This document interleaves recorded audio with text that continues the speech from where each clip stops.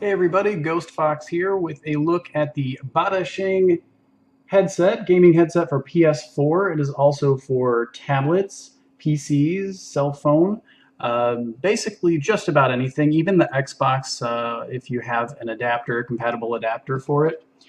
This does come in three colors. I happen to have the blue headset right here, so we'll take a look at that. Now, the reason I say that it is for multiple systems is the connector on it. You have microphone and the audio here, but this is actually an adapter that does come with the unit, and this comes off. So you have the single connector here that works on tablets, cell phones, etc.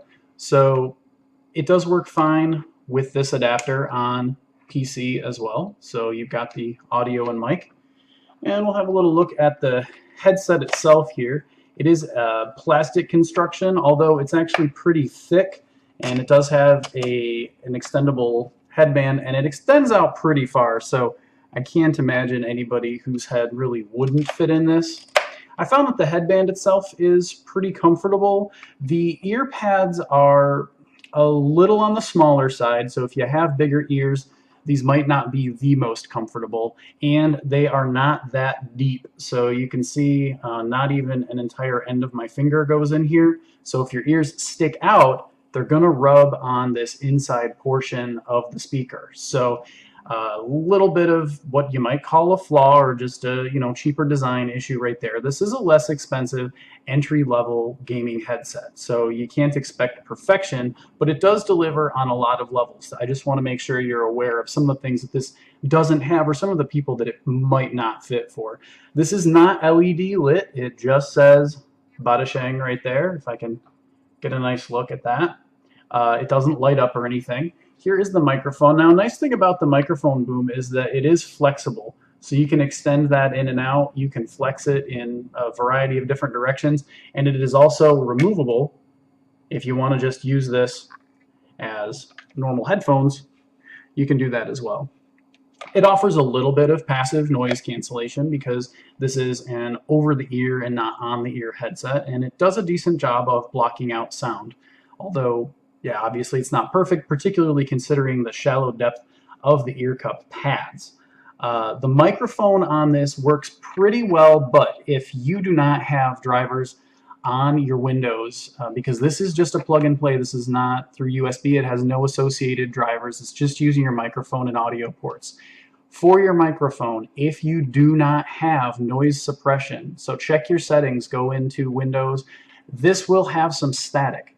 It is a cheaper microphone, and without any adjustments and noise suppression, you're going to get static.